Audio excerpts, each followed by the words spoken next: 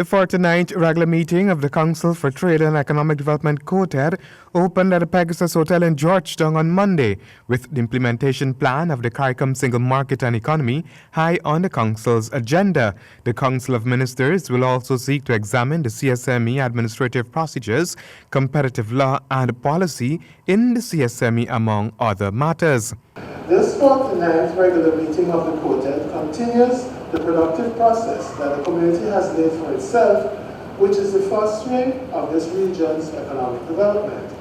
We continue to live in challenging times, not least in relation to the fiscal challenges that our governments face. We nevertheless continue to display a significant amount of resilience in our quest to build dynamic and innovative economies. Assistant Secretary General, Trade and Economic Integration, Joseph Cox.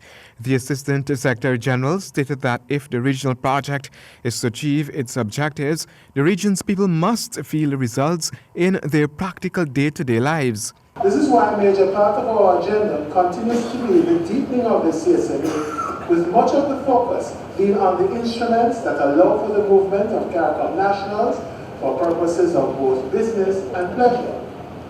While it is recognized that there are technicalities to be sorted out, we should not let perfection become the enemy of the good and be guided by the age-old axiom that individually we may go fast.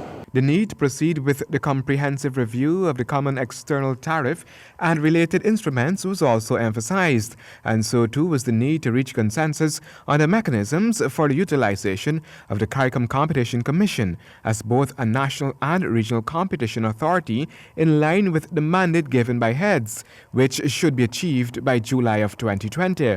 While the legal and administrative arrangements for such an arrangement are still to be finalized, it behooves me to emphasize how important it is that as a group of small states with significant resource constraints, the region must grasp every opportunity to act collectively and maximize the returns from both our financial and people resources.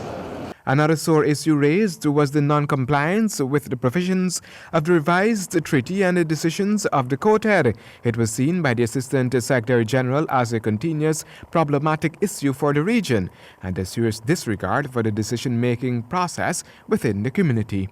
Handel Duncan, GP Nightly News.